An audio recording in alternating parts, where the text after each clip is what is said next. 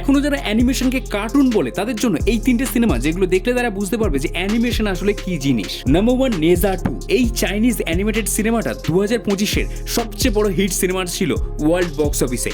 এই সিনেমাতে তুমি অ্যাকশন, অ্যাডভেঞ্চার, কমেডি, ইমোশন সব কিছু পেয়ে যাবে। আর এই সিনেমার যা ভিজুয়াল, ওই লেভেলের ভিজুয়াল লাইভ অ্যাকশন সিনেমাতে কোনোদিন রিক্রিয়েট করা সম্ভবই নয়। Number 2 up. এটা একটা অ্যাডভেঞ্চার অ্যানিমেটেড ফিল্ম যেটা আমেরিকা থেকে তৈরি করা হয়েছিল। এই সিনেমাটা খুব একটা সিম্পল স্টোরির ওপর তৈরি, কিন্তু এত সিম্পল স্টোরির ওপর এত ইমোশনাল স্টোরিটা যে এই সিনেমাটা অস্কারও জিতে নিয়েছিল। তুমি একবার এই সিনেমাটা দেখলে সারা জীবন এই সিনেমাটাকে মনে রেখে দেবে। পৃথিবীর সব থেকে বেস্ট ফিল গুড সিনেমার মধ্যে এই সিনেমাটা একটা। আর 3 নম্বরে যে সিনেমাটা আছে সেই সিনেমাটা হচ্ছে আমার all time favourite animated cinema. এই সিনেমাটা থেকে ইন্সপায়ার্ড হয়ে জেমস ক্যামেরন অ্যাভাটারের মতো সিনেমা বানিয়েছিলেন। সিনেমাটার নাম হচ্ছে প্রিন্সেস মোনোনোকে।